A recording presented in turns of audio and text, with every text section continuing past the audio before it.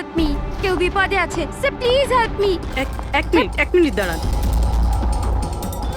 Please please relax, 1 minute. এখানে বসুন please save her life, please. আপনি সেভ হার এক মিনিট, লাইফ। আপনি বসুন না প্লিজ। এই নিন।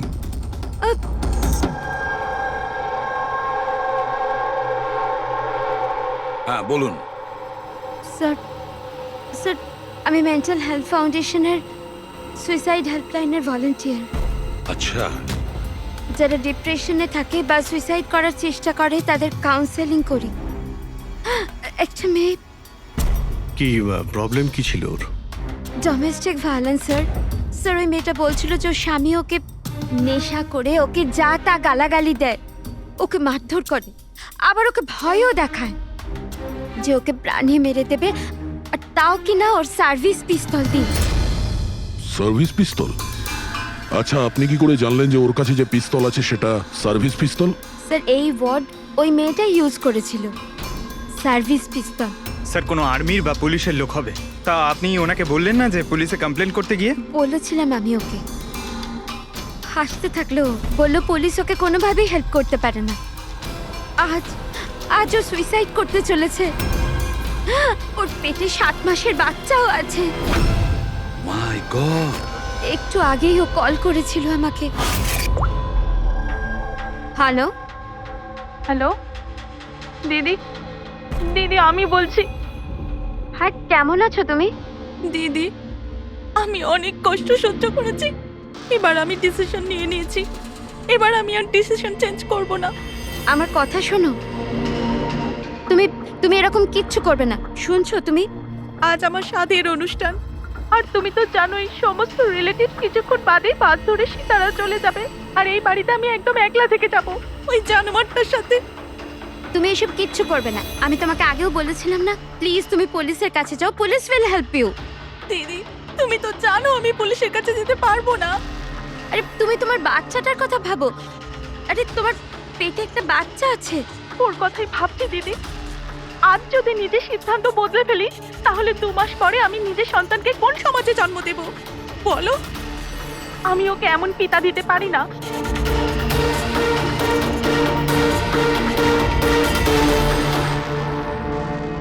আচ্ছা, আপনি কি ওনার নাম্বারটা দিতে পারবেন? না স্যার, আমাদের সব কল এনক্রিপ্টেড হয়, ও না তো আমার কাছে পেশেন্টের না নাম আছে না নাম্বার। পেশেন্টের আইডেন্টিটি সিক্রেট থাকে। হ্যাঁ, হয়তো তারপর কেউ কলই করবে না, এটা ভেবে যে তাদেরকে নিয়ে মজা করা হবে। স্যার এই নাম্বারটা জানার জন্য তো কোর্টের অর্ডার লাগবে স্যার। না অভিজিৎ, তাতে সময় চলে যাবে। অত সময় নেই আমাদের কাছে। ওই বেচারি মহিলা এতদিন ধরে অত্যাচারিত হচ্ছে, তাছাড়া ওনার পেটে 7 মাসের বাচ্চা রয়েছে। তার উপরে আমাদের কাছে ওর ব্যাপারে কোনো তথ্যই নেই স্যার। এই ডায়েরিটা আছে আমার কাছে, ও আমাকে যে কল করে তার সব ডিটেলস আছে। আমার স্টাডির জন্য আমি নোটস বানাই, হয়তো এটা আপনাদের কোনো কাজে লাগবে। দেখি স্যার, লাস্ট পেজে লেখা রয়েছে সব আত্মীয় স্বজন বাস ধরে সাতারা চলে যাবে। আমাদের কাছে শুধু মেয়েটার ব্যাপারে এইটুকুই ইনফরমেশন আছে যে ওর হাজবেন্ডের কাছে একটা সার্ভিস রিভলভার আছে। নাম্বার 2, মেয়েটার পেটে 7 মাসের বাচ্চা রয়েছে। ওই মেয়েটার ফ্যামিলি সাতারা যাবে। সমস্ত বাস ডিপোতে গিয়ে খোঁজ নাও, দেখো কোনো বাসে এমন কোনো ফ্যামিলি আছে কিনা যারা সাধের অনুষ্ঠানে যাচ্ছে, সাতারার দিকে যাচ্ছে। শহরের যত গাইনোকোলজিস্ট আছে প্রত্যেকের লিস্ট বের করো, আর দেখো এমন কোন পেশেন্ট আছে যে 7 মাসের প্রেগনেন্ট। স্যার এটাই শেষ বাস ডিপো যেখান থেকে সাতারার বাস যায়।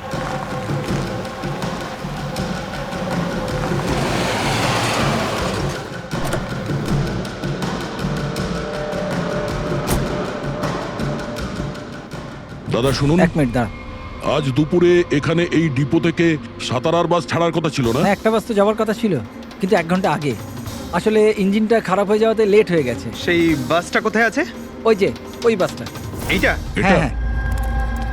আচ্ছা, আপনারা সাতারা যাচ্ছেন তো? হ্যাঁ। হ্যাঁ, কেন? আপনারা কি এখানে সাধের অনুষ্ঠানে এসেছিলেন? হ্যাঁ, কিন্তু আপনারা কারা? দেখো, আমরা সিআইডি থেকে আসছি। এই 7 টাকার ছিল। আমার আত্মীয় নয়নার, কিন্তু কি হয়েছে? এই নয়না কোথায় থাকে? ওর ঘরের অ্যাড্রেসটা দাও তো।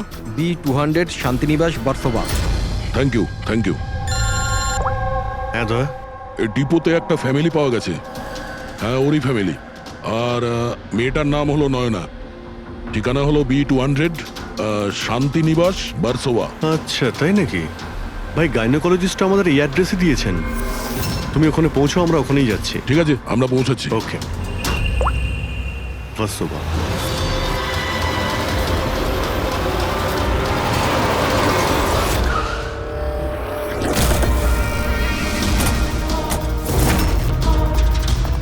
এক্সকিউজ মি, আমরা সিআইডি থেকে আসছি। এই নয়না কোথায়? সিআইডি? হ্যাঁ। স্যার, ওপরে গিয়ে ডান দিকে। কিন্তু কি হয়েছে? কি হয়েছে স্যার?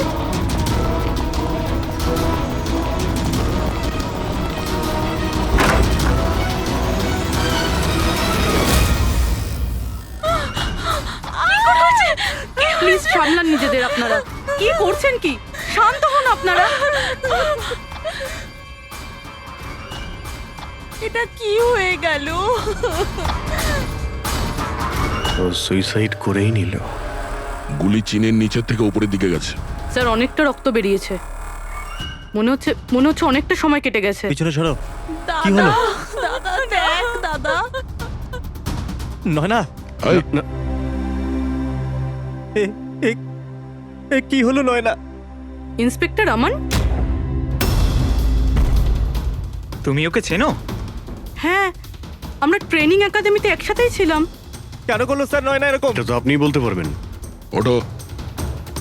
ওকে টর্চার করতে, মারতে, হ্যাঁ, ভয় দেখাতে, হুমকি দিতে কি এক্সপেক্ট করেছিলে তুমি? কি করতে? হ্যাঁ, অ্যাটেম্পট অফ সুইসাইডের জন্য তুমি জেলে যাবে। স্যার, এটা কি বলছেন আপনারা?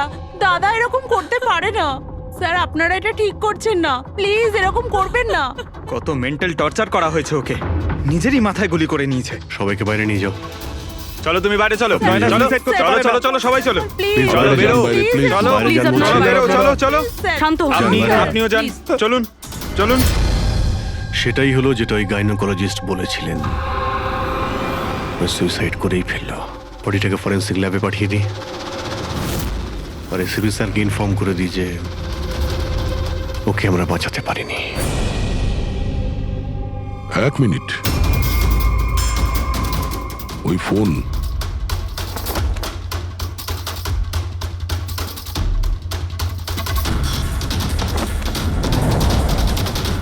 কিন্তু কোথায় যেতে পারে?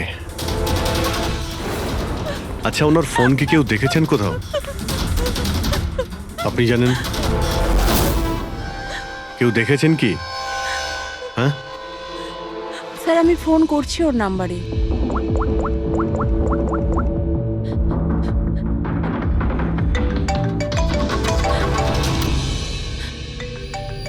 যশ বাবা, এদিকে এসো।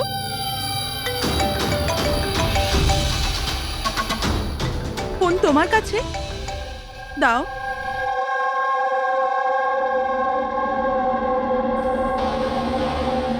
আমি এটা গেম খেলার জন্য নিয়েছিলাম কাকির ঘর থেকে। কোনো ব্যাপার না বাবু, এদিকে এসো। বাবু, একটু মনে করে বলো, যখন তুমি ফোন নিতে এখানে এসেছিলে তখন কি দেখেছিলে তুমি?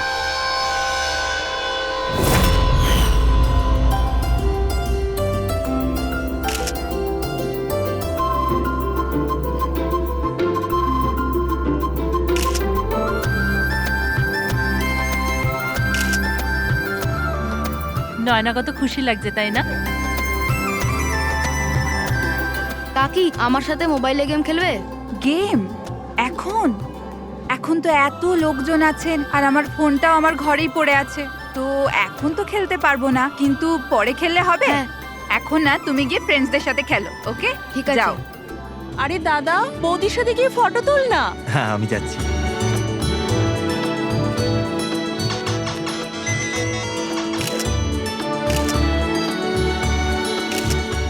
যশ বাবা, তুমি আবার মোবাইল নিয়ে বসে গেছো? মা প্লিজ ডিস্টার্ব করো না মা, প্লিজ। আরে কাকির অনুষ্ঠান চলছে, তুমি এখানে গেম খেলছো? হ্যাঁ, আর কিছুক্ষণ। আরে Please, বাবা, please। কাকির খারাপ লাগবে। চলো সোনা, চলো। আরে মা, কোনো মা নয়, অনেক গেম খেলেছো, আর ফোন নয়। কাকি।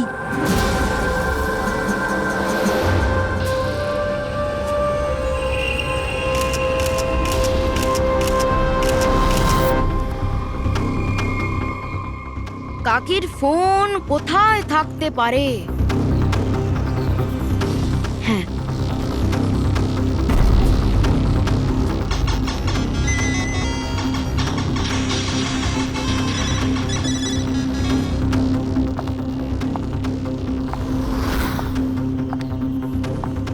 কাকি চলে এসছে। কিন্তু এরপর তুমি ফোনটা ফেরত কোথা থেকে পেলে? এখানে বাইরে পড়েছিল। থ্যাংক ইউ বাবু, তুমি আমাদের অনেক সাহায্য করলে। হুম,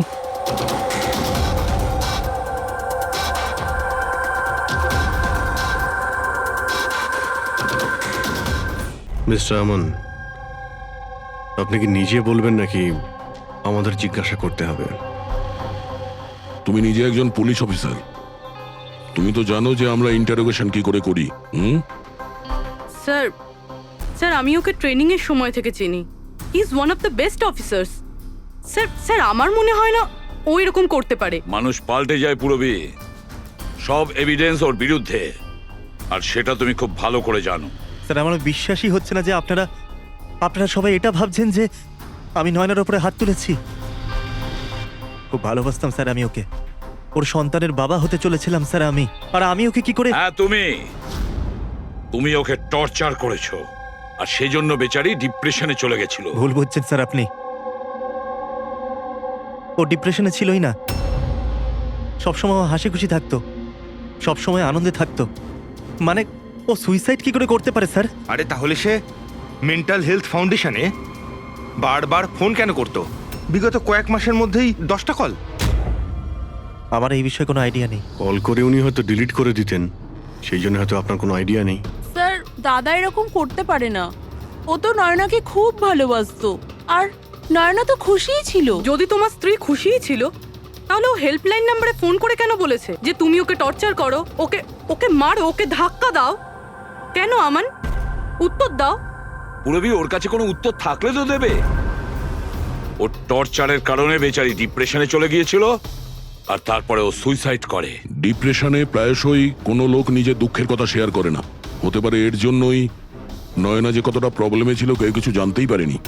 পুরবি অ্যাটলিস্ট তুমি তো আমাকে বিশ্বাস করো, you know me well. Nayana কখনো সুইসাইড করতে পারে না, কখনো সুইসাইড করবে না। ব্যাস, নিয়ে যাও একে। চলো। আপনি আমার কথাটা তো শুনুন, নয়না কখনো সুইসাইড করতে পারে না। চলো স্যার আমার কথাটা চলো, শুনুন স্যার, চলো। নয়না সুইসাইড করেনি। স্যার আমার কথাটা শুনুন স্যার একবার।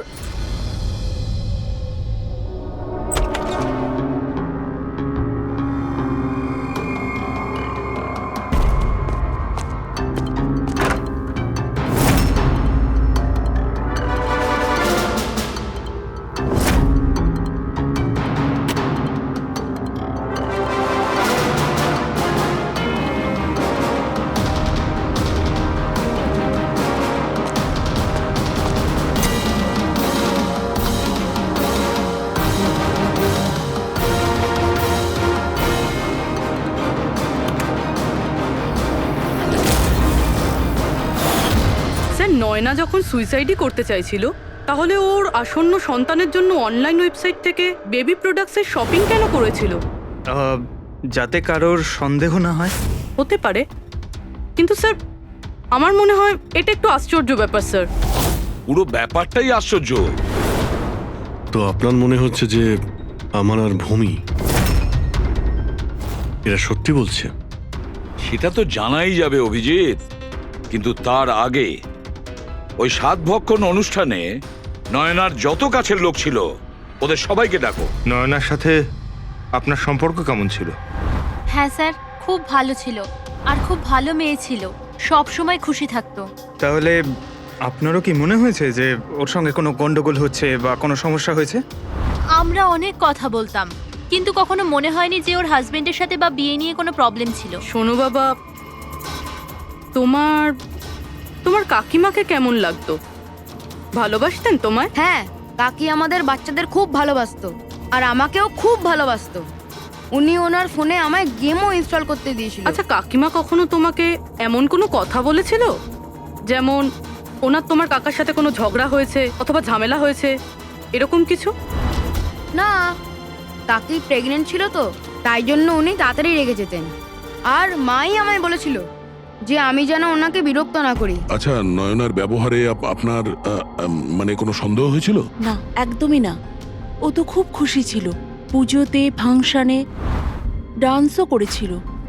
ইনফ্যাক্ট অনেক বেশি এক্সাইটেড ছিল নিজের ফটোশুট নিয়ে। আর কোনো ছবি আছে? স্যার নয়না যতগুলো ফটো সব এর মধ্যেই আছে। ঠিক আছে, এগুলো আমরা রেখে দিচ্ছি। এখন আপনি আসতে পারেন। Thank you very much. Thank you sir. Sir, সবকিছু শোনার পরে আমার তো মনে হচ্ছে যে এ এমন সত্যি কথাই বলছে। ওর ওয়াইফ যদি এত আনন্দেই থাকে তাহলে সুইসাইড কেন করতে গেল? সেটাই তো, সুইসাইড কেন করবে? গোলমাল আছে অভিজিৎ, কিছু না কিছু গোলমাল আছে। রাধার যে কটা ইনফরমেশন দেওয়ার ছিল সব দিয়ে দিয়েছে, তবু বুঝতে পারছি। একটা কাজ করো, ওই মেন্টাল হেলথ ফাউন্ডেশনে গিয়ে ওই নয়নার ব্যাপারে যা কিছু জানতে পারবে বের করে নিয়ে এসো। ওখানকার অপারেটরদের সঙ্গেও কথা বলো, খুঁটিয়ে খুঁটিয়ে ইনফরমেশন বের করো। হয়তো এমন কোনো কথা ও জানতো নয়নার ব্যাপারে যেটা আমাদের কাজে লাগবে।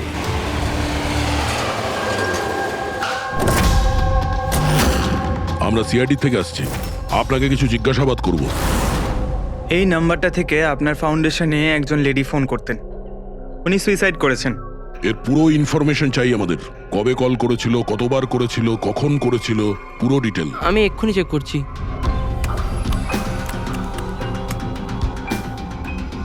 হ্যাঁ স্যার, এ অনেক কল করেছিল, শেষ 5 মাসে 10 বার। আচ্ছা, ওনার সঙ্গে কে কে কথা বলতেন? অ্যাকচুয়ালি স্যার, এনার সমস্ত কল রাধা ম্যাম হ্যান্ডেল করতেন, আর উনি এখানে ভলেন্টিয়ার। যখন এনার ফার্স্ট কল এসেছিল তখনও রাধা ম্যামেরই এখানে শিফট ছিল, আর তারপর উনি যখনই এখানে ফোন করেন বলেন রাধা ম্যামের সাথে কথা আছে। এই কলারের ব্যাপারে কিছু মনে পড়ছে? কোনো বিশেষ কথা, কিছু অদ্ভুত হয়েছে? এই কলারের ব্যাপারে স্যার, হ্যাঁ স্যার, একবার হয়েছিল স্যার। এই দেখুন স্যার, একই দিনে 2 বার কল এসেছিল। তো এতে অদ্ভুত কি? আমার মনে আছে স্যার, যেদিন প্রথম কল এসেছিল।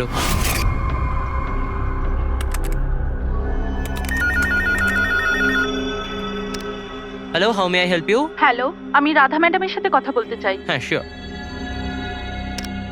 হ্যালো রাধা ম্যাম, আপনার জন্য কল। কিছুক্ষণ বাদে ওই নাম্বারটা থেকে আবার কল এসেছিল। Hello, how may I help you? Hello, আমি নয়না বলছি। আর কিছুক্ষণ আগে আমার নাম্বার থেকে আপনার কাছে কল এসেছিল, আর 7 মিনিট কথাও হয়েছে। আপনি প্লিজ আমাকে বলবেন আপনি কোথা থেকে বলছেন?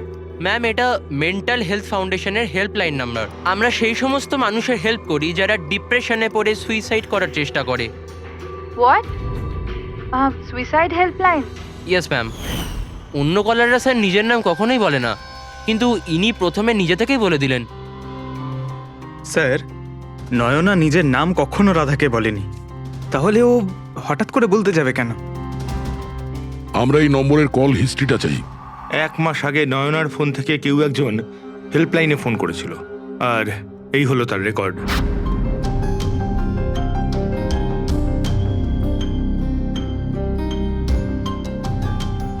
তারিখ তো সেকেন্ড স্যাটারডে ছিল। তো তো কি হচ্ছে? কারণ সেকেন্ড আর 4th স্যাটারডে বাড়িতে ওর বন্ধুরা আসতো। মানে ওদের মধ্যে কেউ? এই দুটো কল তো দুপুরে দেখাচ্ছে। হ্যাঁ, ওর সমস্ত বন্ধুরা দুপুরেই আসতো। কতজন আসতো? তা প্রায় 8-10 জন। আচ্ছা, তুমি কি নয়নার সব বন্ধুদের চেনো? সবাইকে তো নয়, কিন্তু অনেককেই চিনতাম। আমার বোন ভূমিও আসতো। ভূমি, একটা কথা বল। গত মাসে যখন তুমি ওর বাড়িতে গিয়েছিলে দেখা করতে, তখন এমন কিছু হয়েছিল? মানে আমি বলতে চাইছি, অদ্ভুত কোনো ঘটনা বা সেরকম কিছু নিজেদের মধ্যে, বা কোনো খেলার সময় কিছু মনে আছে? না স্যার, এরকম তো কিছুই হয়নি। আমরা প্রতিবারের মতো যেমন খেলতাম সেরকমই খেলছিলাম। আর নয়না, ওকে দেখে কিছু ডাউট হয়েছিল? স্যার, নয়না তো খুশিই ছিল, ইনফ্যাক্ট মজা করছিল। হ্যাঁ, কিন্তু কিছুক্ষণ পর জানি না একদম সিরিয়াস হয়ে গেছিল, চিন্তিত লাগছিল। জানি না ওর কি হয়েছিল। 5151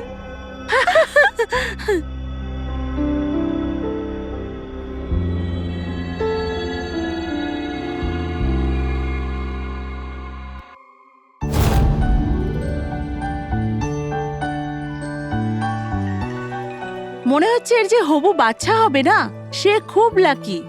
হ্যাঁ রে, নয়তো আগে কখনো নয়নার জিততো না। ওহো, মনে হচ্ছে কেউ জেলাস হচ্ছে। আরে নয়না, দাদাকে একটা ফোন করো না, রাতের অর্ডারের জন্য একবার মনে করিয়ে দাও না। ফোন কোথায় আমার? আরে একটা কাজ করো, নাও আমার ফোন থেকে কথা বলো। হ্যালো, বিকেলে না প্লিজ খাবার অর্ডার করে দিও। না না, শুধু এটাই মনে করানোর ছিল। এই নাও, কিন্তু আমার ফোন কোথায় আর? আমি বুঝতে পারছি না, এখানেই রেখেছিলাম। নয়না, ওই যে তোমার ফোন ওখানে টেবিলের উপর। ওখানে কে রাখলো? আমি তো ওখানে তুই ফোন রেখেছিস রাখিনি। হয়তো। না यार, আমার মনে আছে আমি রাখিনি।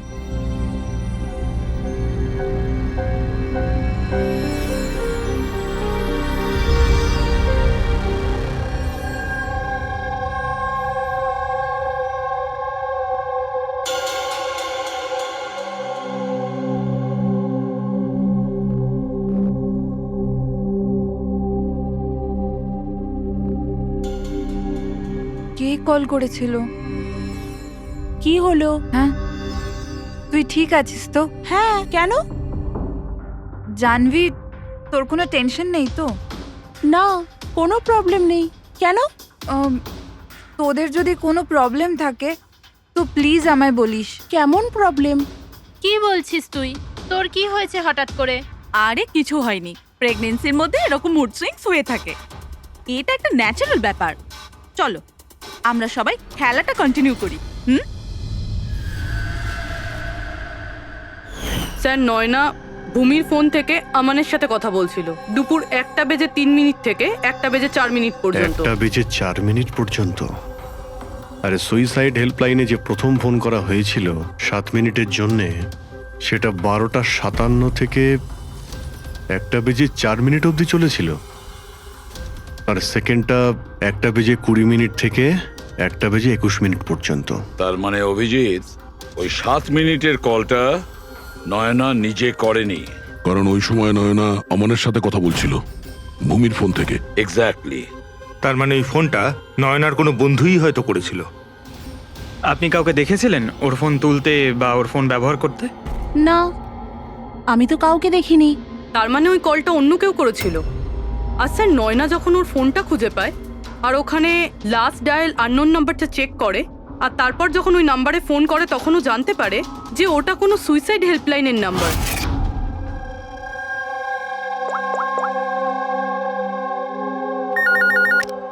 Hello, how may I help you?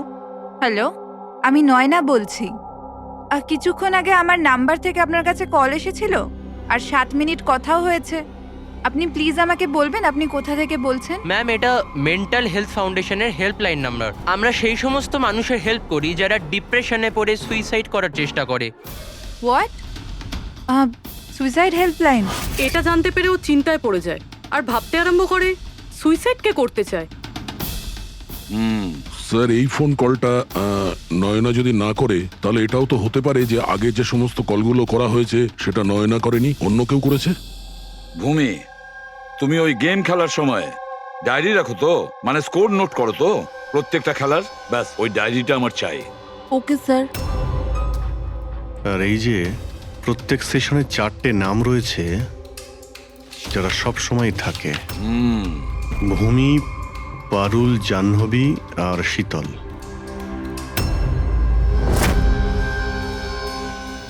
Radha, একবার চেষ্টা করে দেখো, এই 3 জনের কথা শোনো। দেখো, এই 3 জনের মধ্যে কেউ কি তোমার সঙ্গে কথা বলেছিল? আমি এসব কেন করব? আমি আমার লাইফে খুব খুশি। আমি সুইসাইড কেন করব? যদি আমি ফোন করতাম তো নিজের ফোন থেকে করতাম, নয়নার ফোন থেকে কেন?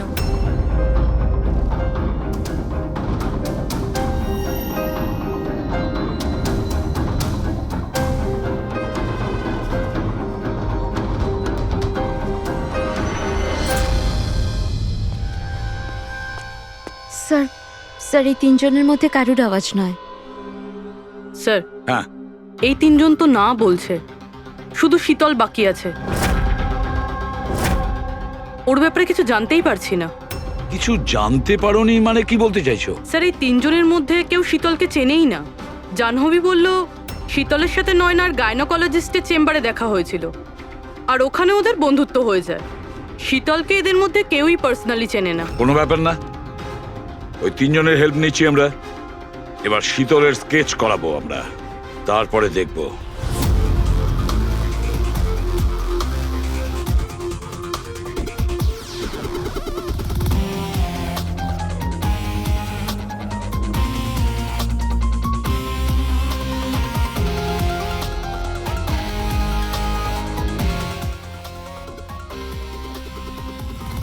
ডক্টর মিনা, এই স্কেচটা একটু মন দিয়ে দেখুন।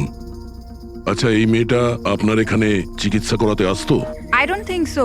আমার তো মনে পড়ছে না যে এরকম কোনো লেডি আমার কাছে কোনোদিন এসেছিল। কে ইনি? এর নাম শীতল। আমরা এটা বুঝতে পারি যে আপনার এখানে এত পেশেন্ট আসে যে এই সমস্ত পেশেন্টের নাম মনে রাখা তো মুশকিলের ব্যাপার। রাইট, বাট আমি আমার সব পেশেন্টদের পার্সোনালি চিনি, অ্যান্ড আই এম শিওর শীতল নামের কোনো পেশেন্ট আমার কোনোদিন ছিলই না। আচ্ছা, এই যে আপনার ক্লিনিকে সিসিটিভি ক্যামেরা লাগানো রয়েছে, এর ফুটেজ আমরা পেতে পারি? I don't think so, because ওটার স্টোরেজ ফুল হয়ে গেছিল, তাই আমাদের ডিলিট করতে হয়েছিল। ওকে, anyway, thank you.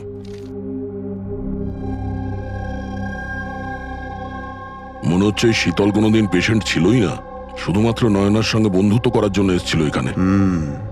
Or plan ছিল নয়নার সঙ্গে বন্ধুত্ব করে ওর বাড়িতে ঢোকার। প্রফেশনাল ফ্রড মনে হচ্ছে, আটকাতে হবে ওকে। তুমি কি একে চেনো? এটা তো শীতল, নয়নার বন্ধু। এ তো প্রায় বাড়িতে আসতো। নয়না শীতলের বন্ধুত্ব কবে কোথায় হয়েছে কিছু জানো তুমি? না, আমি জানি না, কিন্তু তাতে কি যায় আসে? যখন আমার নয়নাই রইল না, তখন এইসব। এ কি ধরনের পাগলামি করছো? হ্যাঁ, একটু ভেবে দেখো তো। যদি তুমি নির্দোষ হও তাহলে কেউ তো তোমায় ফাঁসানোর চেষ্টা করেছে। তোমাকে নয়নার খুনি সাব্যস্ত করে ওর অনেক লাভ আছে, এই জন্য ও তোমাকে ফাঁসাচ্ছে। হ্যাঁ, এমন কে আছে যে তোমাকে আর নয়নাকে ঘৃণা করে? আমি কিছু জানি না। তাহলে কি ভূমি ওই আবার প্রপার্টি লোভে করেনি তো? না, ভূমি এরকম কখনো করতে পারে না। বরং ও তো নয়নাকে খুব ভালোবাসতো। তো কোনো প্রফেশনাল রাইভেলরি? একজন পুলিশের তো অনেক জায়গায় অনেক শত্রু থাকে।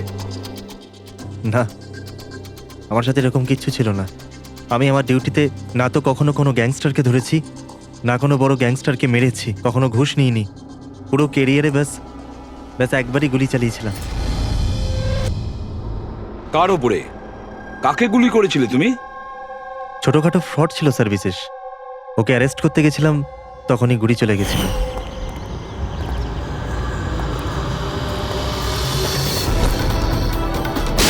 বিশেষ খবরদার ইন্সপেক্টর।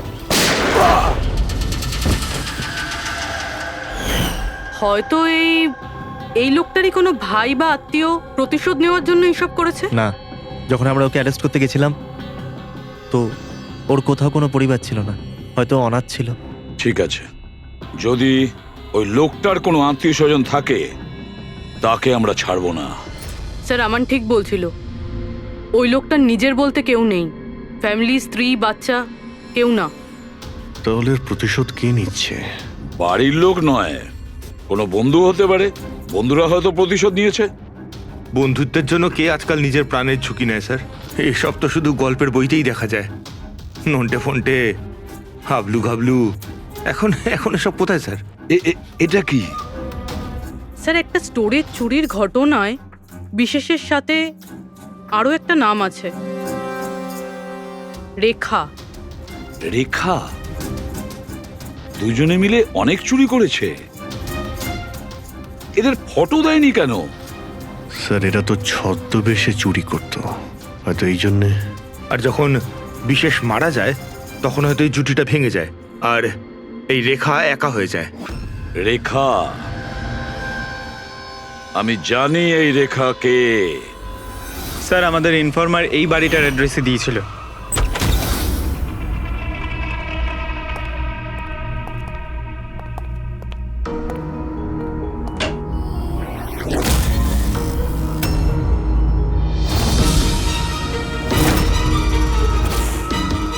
দেখো একটু।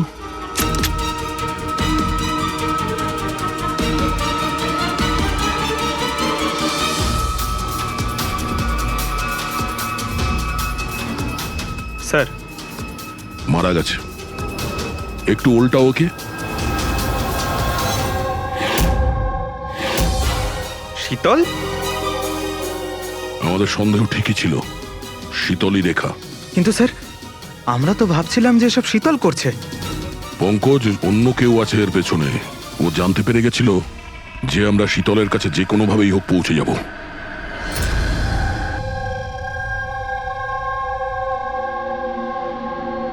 সারিকা, এর ঘাড়ের পেছনের দিকে এইখানে ক্ষত আছে। এইখানে ক্ষত মানে হচ্ছে যে খুনি ওর পেছনের দিকে দাঁড়িয়েছিল।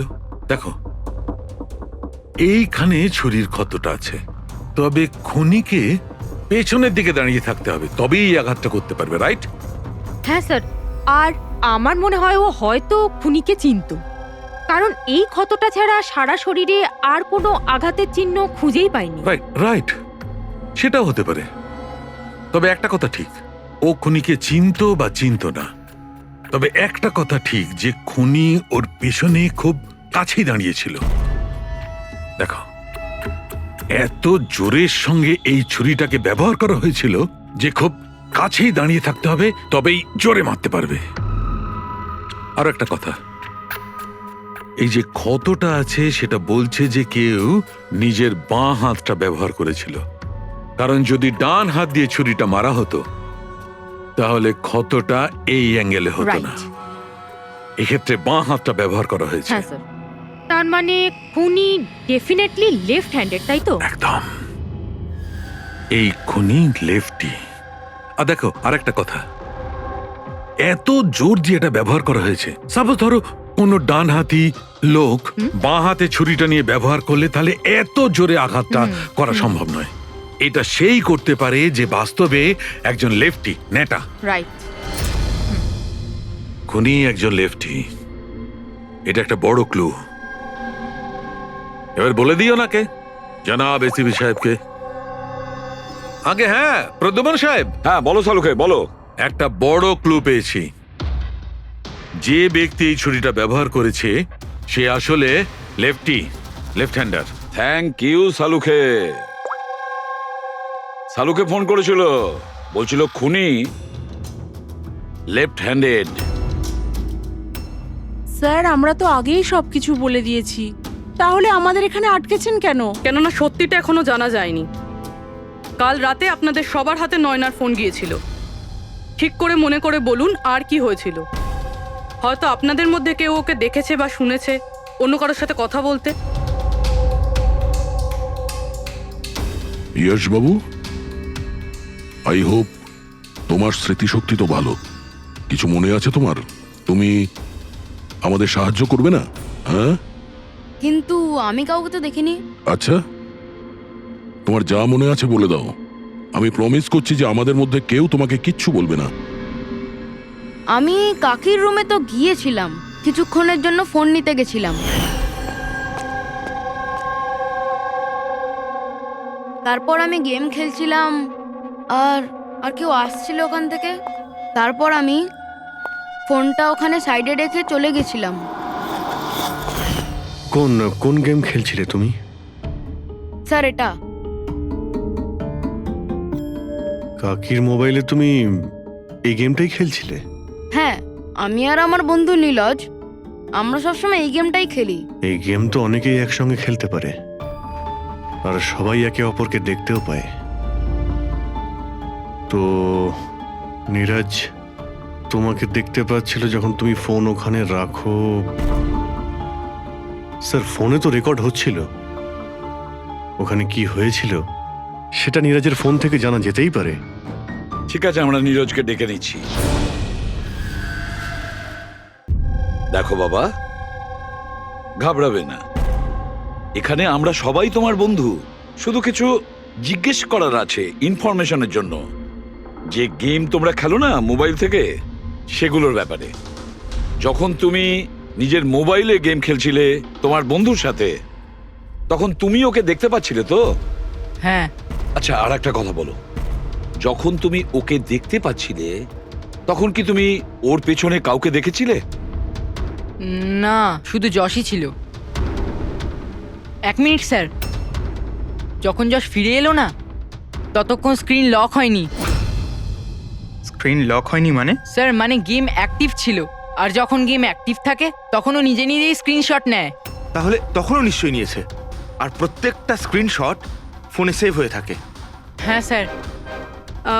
দাও তোমার ফোনটা দাও। Thank you.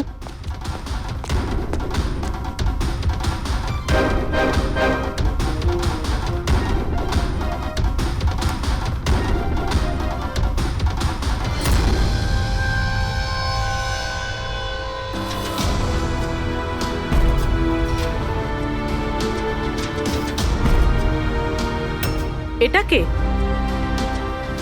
এটা এটা নয়না তো নয়। না, এটা নয়না নয়।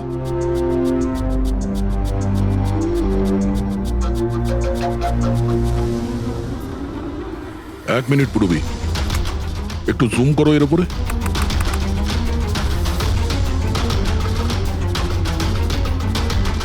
মেহেন্দি আর লেফট হ্যান্ডে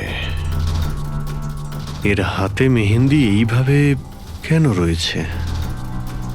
সেটা এই কারণে অভিজিৎ, কারণ এই হাতটা যে মহিলার, সে মহিলা ওখানে বাকি সবাইকে মেহেন্দি পড়াতে এসেছিল, আর ও লেফট হ্যান্ডেড। সবার আগেও শীতলকে দিয়ে হেল্পলাইনে ফোন করায়। রাধাকে একটু কলটা ট্রান্সফার করুন না প্লিজ। হ্যাঁ শিওর। আমি আর সহ্য করতে পারছি না দিদি। তারপর সে শীতলকে টাকা দেয় আর বলে, নয়না, তোমার রুমে তোমার জন্য তোমার কোনো আত্মীয় অপেক্ষা করছে। তার সুযোগ বুঝেই ও নয়নাকে খুন করে দেয়। কে হতে পারে এই মেহেন্দি পরা মহিলা? আমি জানি না উনি কে ছিলেন। ইনফ্যাক্ট কেউই জানে না উনি কে। নয়না বলেছিল যে শীতল ওনাকে ডেকেছিল, আর ওই নিয়ে এসেছিল নিজের সাথে। আর এটাও জানি না যে ওকে কেন আনা হয়েছিল। নিজের কাজও ঠিক করে করছিল না ও, বাজে মেহেন্দি লাগাচ্ছিল সবাইকেও। দেখ না জাহ্নবী কিরকম মেহেন্দি লাগাচ্ছে ও, পুরোপুরি ঠিকঠাক লাগাচ্ছেও না। আপনি কি মেহেন্দি লাগাতে জানেন না নাকি? দেখে মনে হচ্ছে কেউ যেন লাগিয়ে আবার মুছে দিয়েছে। ও মেহেন্দি এত খারাপ করে লাগাচ্ছিল, তাহলে শীতল ওকে পাঠালো কেন? সবারই সন্দেহ হবে। কে হতে পারে? আমি জানি স্যার, ও আমাদের চোখের সামনেই ছিল।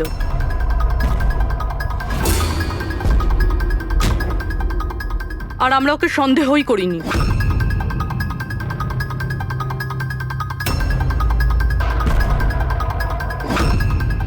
আপনি সামনে আসুন।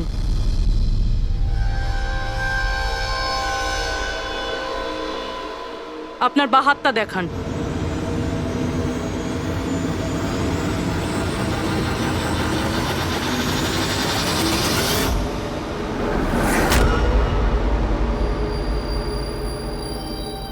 এই দেখুন স্যার। রাধা দেবী? স্যার, আমি এনার ওই ডায়েরি অনেকক্ষণ ধরে দেখেছি। ওতেও কালি এভাবেই ছড়িয়েছিল যেভাবে ওনার মেহেন্দি রয়েছে। যারা লেফট হ্যান্ডেড হয় তারা যখন কোনো কাগজে লেখে তখন এইভাবেই লেখে, আর যা কিছু আগে লেখা ছিল তার ওপরেই ওর হাতটা ঘষে যায়, ফলে ওই কালি বা রং হাতে লেগে যায় যেভাবে রাধার হাতে লেগে আছে, তাই না? কেন মারলে তুমি নয়নাকে? কি ক্ষতি করেছিল তোমারও? হ্যাঁ, কারণ তুমি আমার বিশেষকে মেরেছিলে। তুমি আমার বিশেষের প্রাণ নিয়েছিলে। আমি বিশেষকে ভালোবাসতাম, ওর বাচ্চার মা হতে চলেছিলাম আমি। আর তুমি তুমি এনকাউন্টারে ওকে গুলি মেরে দিলে। মেরে দিলে আমার বিশেষকে, মেরে দিলে তুমি বিশেষকে। আর সেই জন্য তুমি ঠিক করো তুমি ওর থেকে প্রতিশোধ নেবে। হ্যাঁ, যখন আমি জানতে পারলাম যে বিশেষ এই দুনিয়াতে নেই আর, তখন এই কষ্টে আমার বাচ্চা তো আমার পেটের ভিতরে মারা গেল। স্যার, এরই জন্যে তুমি আমার বাচ্চার প্রাণ নিয়েছো। যখন আমি জানতে পারলাম নয়না মা হতে চলেছে, তখন আমার মাথায় রক্ত চেপে গেল। যে যে সুখ আমি নিচে পেলাম না, সেটা সেটা আমি নয়নাকে কি করে দিতে পারি? মেরে দিলাম আমি নয়নাকে, মেরে দিলাম ওকে। তো সেই জন্য তুমি মেন্টাল হেলথ ফাউন্ডেশনে অ্যাজ আ ভলেন্টিয়ার তুমি কাজ করতে শুরু করেছিলে। আর শীতল তোমাকে না, তুমি শীতলকে কাজ দিয়েছো নয়নার সঙ্গে বন্ধুত্ব করার জন্য। হ্যাঁ, শীতলকে আমিই পাঠিয়েছিলাম নয়নার ঘরে, যাতে ও নয়নার ঘর থেকে আমাকে ফোন করতে পারে আমার হেল্পলাইন নাম্বারে। ও আমার ব্যাপারে লোককে জিজ্ঞাসা করে। আর সাধের অনুষ্ঠানে ওই শীতলই আমাকে নয়নার ঘরে ডেকেছিল। আর আর আমি ওখানেই ছিলাম। আমার পক্ষে আর সম্ভব নয় দিদি, আমি যাচ্ছি। এখন তোমার শেষ কাজটা করো, নিচে গিয়ে নয়নাকে এখানে পাঠাও। এখনই পাঠাচ্ছি। আর হ্যাঁ, মোবাইলটা বাইরে রেখে যাও। তোমার রুমে তোমার জন্য তোমার কোনো আত্মীয় অপেক্ষা করছে। ইমন তো এবার বুঝতে পারবে একলা হওয়ার যন্ত্রণা কি। এ তো হওয়ারই ছিল। একটা মায়ের থেকে তার বাচ্চাকে কেড়ে নিয়ে ও মা হতে চলেছিল। এই জন্যই আমি নয়নাকে মেরে দিয়েছি। আর তারপর চালাকি করে আপনি নিজে সিআইডির কাছে এলেন, যাতে আমাদের আপনার উপর সন্দেহ না হয় আর আমরা অন্য কাউকে সন্দেহ করি। আর যখন তুমি দেখলে যে আমরা ওকে অ্যারেস্ট করছি না, তখন তুমি শীতলকেও মেরে ফেললে সাক্ষী নির্মূল করার জন্য। রাধা, এটা কিরকম প্রতিশোধ নিয়েছো তুমি? আইন তোমাকে কোনোদিন ক্ষমা করবে না। তোমার তো কঠোর শাস্তি হবে। সারা জীবন ধরে জেলের গড়াদের পিছনে তোমাকে কাটাতে হবে।